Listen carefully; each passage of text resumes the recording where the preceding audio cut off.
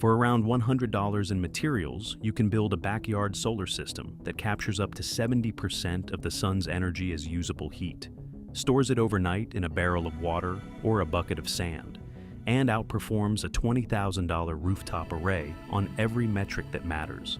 Yet, across the United States, where 4 million homes now have rooftop solar, almost no one has ever heard of it.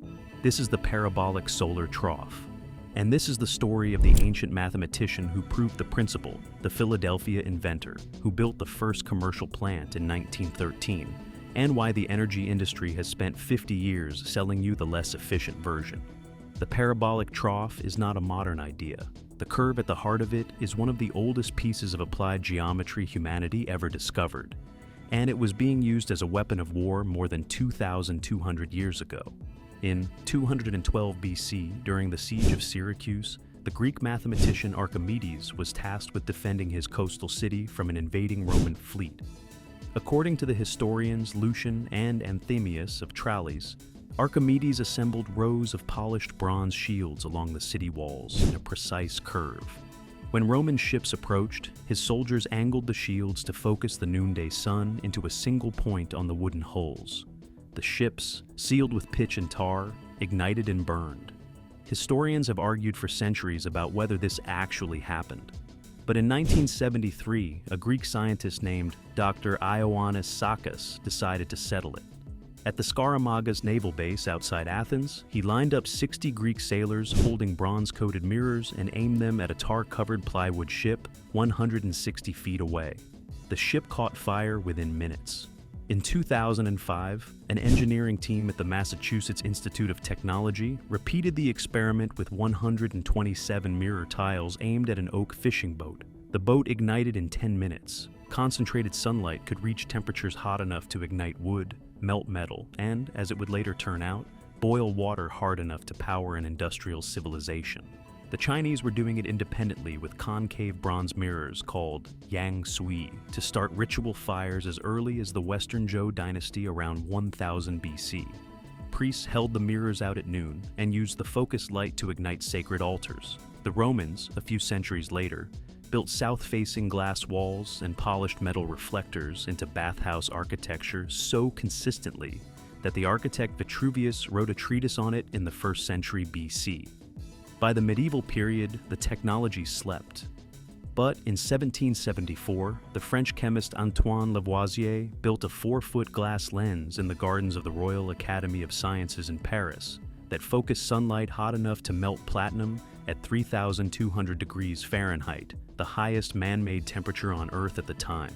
3 civilizations and 3 millennia, separated by thousands of miles, all arrived at the same insight.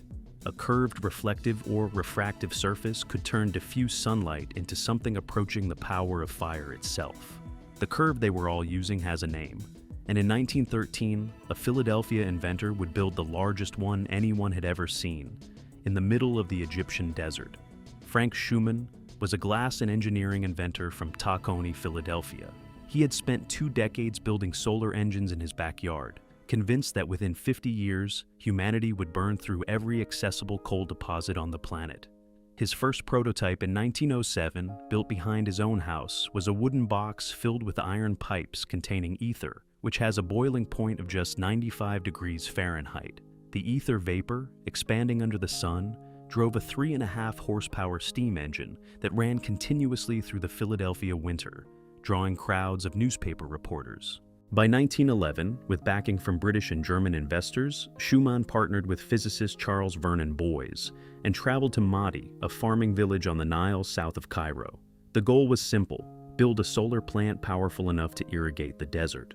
On a blazing June day in 1913, in front of journalists, civil servants, and Viscount Horatio Herbert Kitchener of Khartoum, the most powerful man in colonial Egypt, Schumann switched on the world's first commercial solar thermal power plant. 5 parabolic troughs, each over 60 meters long, lined with mirrors and tracking the sun across the sky, focused sunlight onto cast iron boilers running down the center of each curve. The water inside reached 200 degrees Fahrenheit. Steam roared into a custom-built engine. The engine pumped 23,000 liters of water per minute out of the Nile, soaking the surrounding cotton fields.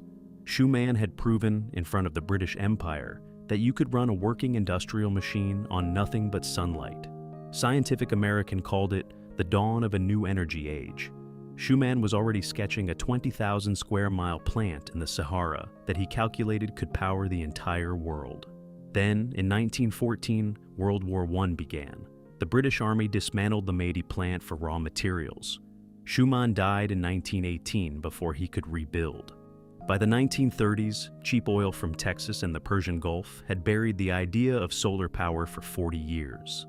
The technology was rescued by the 1973 oil embargo, when the price of crude quadrupled in 6 months, and the United States Department of Energy was forced to revisit every alternative energy source it had abandoned.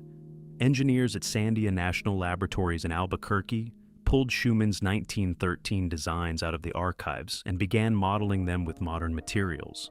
By 1979, they had a working test loop in the New Mexico desert, producing steam at over 600 degrees Fahrenheit. 5 years later, that loop became the basis for the largest solar power plant the world had ever seen. To understand how, you have to understand what a parabolic trough actually does, because what it does is something a photovoltaic panel physically cannot. A parabolic trough is a piece of math made physical. A parabola is a curve where every point on the surface reflects an incoming parallel ray to one identical focal line above it. No other shape in geometry does this. A circle does not. An ellipse does not. Only a parabola. When you align a trough toward the sun, every photon striking the mirror is bent toward the same narrow strip of pipe running down its center. The light is not just reflected, it is concentrated. A single square meter of mirror delivers the sunlight of 40 or 50 square meters onto that pipe. The pipe gets hot. Not warm, hot. Industrial troughs reach 750 degrees Fahrenheit on a clear afternoon. A backyard build using polished aluminum and a black-coated copper pipe reliably reaches 300 to 400 degrees, enough to boil water, cook food, sterilize medical equipment, and run a small steam engine. The pipe at the focal line is called the receiver, and it is the second piece of clever engineering. A high-performance receiver is a black-coated steel tube wrapped in a glass envelope with the air between them pumped out to form a vacuum. The black coating absorbs 96% of incoming sunlight. The vacuum eliminates convective heat loss, the same principle as a thermos flask. This matters because of a physics rule called the Stefan-Boltzmann law, which says that as an object gets hotter, it radiates heat away to its surroundings, at a rate proportional to the fourth power of its temperature. Without the vacuum jacket, a 400-degree pipe would radiate so much heat back to the air that it could never get any hotter. The vacuum is what lets the temperature climb. It is the same principle that makes your insulated coffee mug hold its heat for hours. The third piece is the tracking. A fixed mirror only points at the sun for a few minutes per day. A parabolic trough is mounted on a single-axis tracker, usually a small DC motor driving a screw or a chain, that rotates the trough from east to west across the sky at 15 degrees per hour to match the rotation of the Earth. The motor draws less power than a desk lamp. With tracking, the trough collects useful heat from sunrise to sunset, 6 to 10 hours a day depending on latitude. A backyard tracker can be built for under $20 using a windshield wiper motor and a simple photodiode controller. And this is where the parabolic trough begins to embarrass the silicon solar panel. A photovoltaic panel works by knocking electrons loose inside doped silicon. The maximum theoretical efficiency of a single-junction silicon cell is governed by the Shockley-Queisser limit, which caps conversion at around 33% under perfect laboratory conditions and around 22% in any panel you can actually buy. The remaining 80% of the sunlight is wasted, as heat the panel must actively shed to keep functioning. In fact, every 10 degrees Fahrenheit a silicon panel rises above 77 degrees ambient temperature. Its output drops by another 0.5%. The hotter the day, the worse a solar panel performs. A parabolic trough does the opposite. It captures that heat as the entire point of the system. The hotter the day, the better the trough works. Real-world thermal efficiency for a well-built trough ranges from 50 to 80% of incoming solar energy converted into usable heat. That is 3 to 4 times the efficiency of the panel on your neighbor's roof, achieved with 2 pieces of bent metal, a pipe, and a coat of black paint. And that all sounds impressive, but how does it actually compare to a battery in a basement? This is where the second collapse of photovoltaic logic happens. Efficiency is only half the advantage. The other half is storage. A solar panel produces electricity only when the sun is shining, which is why every home solar installation must be paired with either a $15,000 lithium battery or a grid-tie net metering agreement that has been progressively gutted by utilities in over a dozen US states. The parabolic trough produces heat, and heat is one of the easiest forms of energy on Earth to store. A barrel of water has a specific heat capacity of 1 calorie per gram per degree Celsius, the highest of any common substance. A 200-liter drum of water heated to 140 degrees Fahrenheit holds roughly 12 kilowatt-hours of usable thermal energy, the same as a Tesla Powerwall for less than $30 in materials. Sand stores less per kilogram than water, but tolerates much higher temperatures and stays hot for weeks. Molten salt holds its temperature for days. In Kankaanpää, Finland, a company called Polar Night Energy built a steel silo filled with 100 tons of sand, heated to 500 degrees Celsius. That holds 8 megawatt-hours of usable thermal energy and supplies an entire district heating network through the Finnish winter. In June of 2025, the same company commissioned a second silo in Pornainen with 2,000 tons of crushed soapstone, delivering 100 megawatt-hours of storage. Both systems use the same physics a homeowner can use in the backyard, with a barrel and a roll of insulation. So, how does this compare to something more relatable? In 1984, an oil shock and a federal tax credit drove a consortium of engineers into the Mojave Desert outside Daggett, California, to build a commercial solar thermal plant called Solar Energy Generating Systems, or SEGS. By 1990, SEGS had grown to 9 plants across 3 sites, with a combined capacity of 354 megawatts. The complex contains 936,000 parabolic mirrors covering 6.5 square kilometers of desert. Lined end to end, they would stretch 370 kilometers. SEGS ran continuously for over 30 years, was the largest solar plant of any kind on Earth for 3 decades, and used the same geometry Archimedes used in 212 BC. The second proof came in 2013 in Gila Bend, Arizona. The Spanish company Abengoa Solar built the Solana Generating Station, a 280 megawatt parabolic trough plant with 3,200 trough collectors stretched across 1,920 acres of desert. Solana was the first U.S. solar plant of any kind to integrate a true thermal energy storage system. 12 massive molten salt tanks, each 140 feet across, holding enough heat to keep the plant running at full capacity for 6 hours after sunset. Solana powers 70,000 homes in the Phoenix metropolitan area. It runs while the moon is up. A photovoltaic plant cannot do this. A photovoltaic plant goes dark the moment the sun sets. But perhaps the most striking proof is not industrial at all. It is religious. At the Shirdi Sai Baba temple in the Maharashtra state of India, 73 parabolic reflectors mounted on the temple kitchen roof concentrate sunlight onto a network of steam boilers that feed an industrial cooking facility, preparing hot meals for 20,000 devotees every single day, 300 days a year, with no fossil fuel input on sunny days. The installation, designed by German engineer Wolfgang Scheffler in 1986 and replicated across dozens of Indian temples, hospitals, and schools, has reduced LPG consumption at the Shirdi site by over 100,000 kilograms per year. At Mount Abu in Rajasthan, a similar system at the Brahma Kumari Spiritual Center cooks for 35,000 people per day. These are not pilots. These are operational 20-year-old food production systems running on bent aluminum and sunlight. And the most relevant proof is not industrial or institutional at all. It is the backyard. A Canadian engineer named George Pulhak documented his own build in 2010 in a manual titled The Solar Parabolic Trough Concentrator Home Experimenter's Manual, with a total bill of materials under $100. His prototype reached working temperatures above 300 degrees Fahrenheit on clear days, and ran his domestic hot water for an entire summer with zero grid input. Engineers in arid regions of India, Mexico, and Kenya have built community-scale troughs from old satellite dishes, scrap printing plates, and aluminized mylar, each producing enough heat to run a steam pasteurizer or a small refrigeration cycle. In Lesotho, the Solar Cookers International field team documented village-scale parabolic units sterilizing medical instruments at rural clinics, where the nearest grid is 40 kilometers away. Materials cost is consistently between $50 and $300.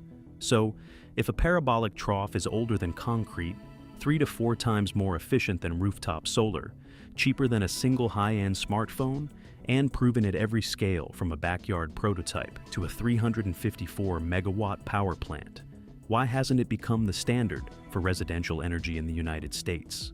The answer is that the entire architecture of American solar incentives was built around the photovoltaic panel and around nothing else.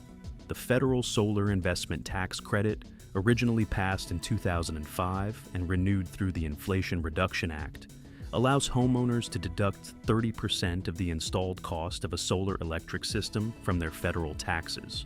It applies to silicon photovoltaic panels, lithium battery storage, and grid tie inverters. It does not, in any straightforward way, apply to a homeowner who builds a parabolic trough that produces heat instead of electricity, because heat cannot flow through an inverter or be sold back to the utility under net metering rules.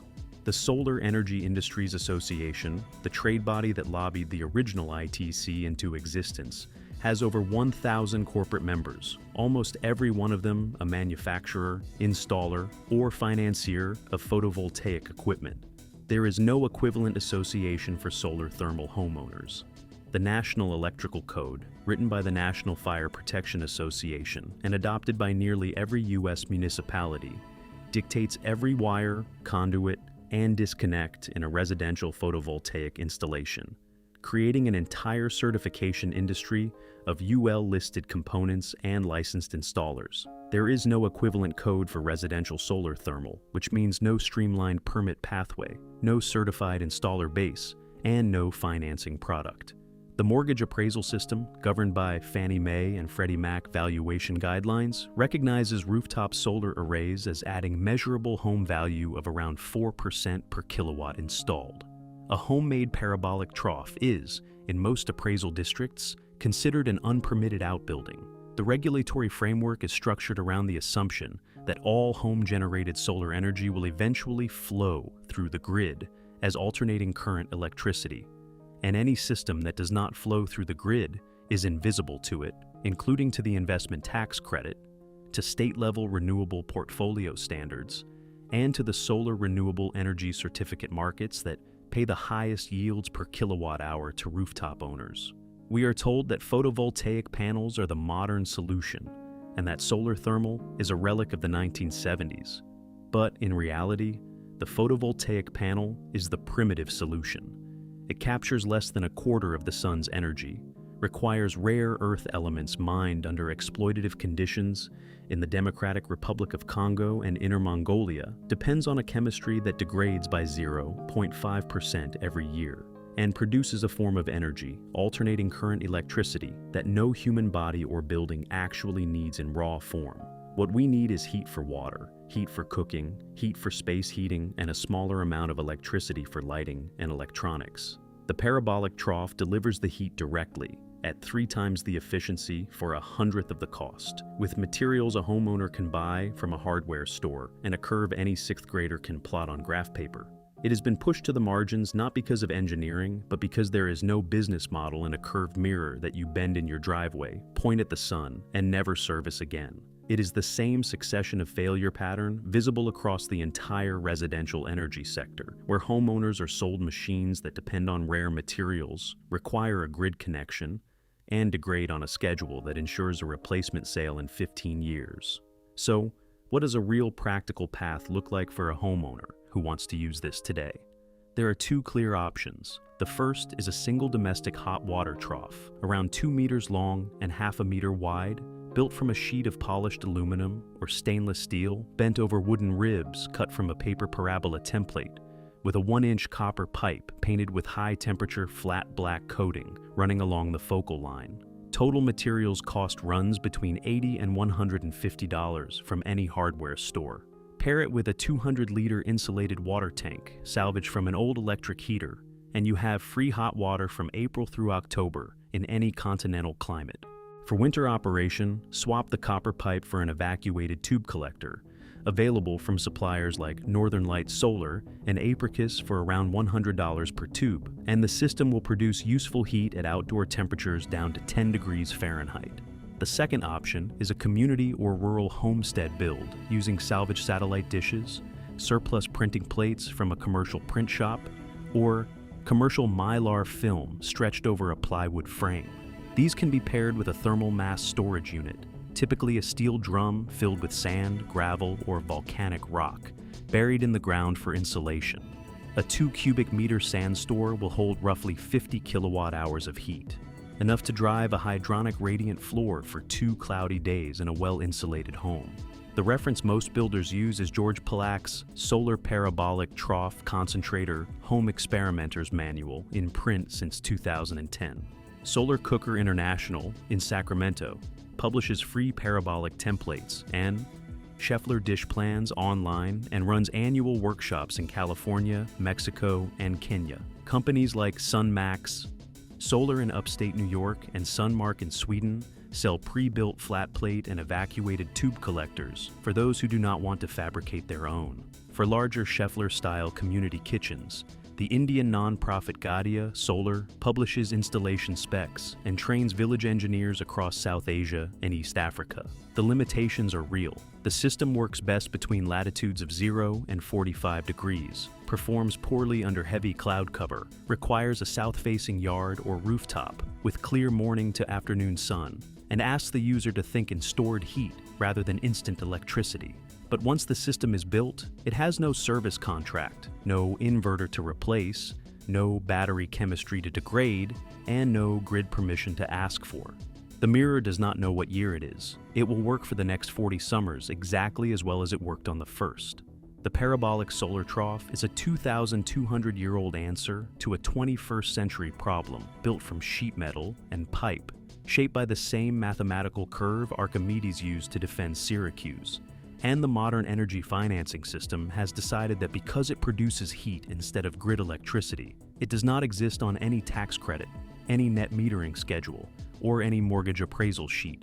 A lot of what this channel covers sits outside the mainstream, not because it stopped working, but because the conventional systems are easier to subsidize, easier to certify, and easier to sell on a 30-year service contract.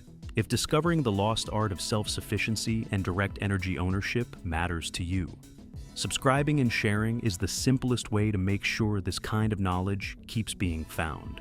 And if you want to see how $2 of copper wire can eliminate every trace of mold from a home without a single chemical, dehumidifier, or contractor visit, then that video is up next.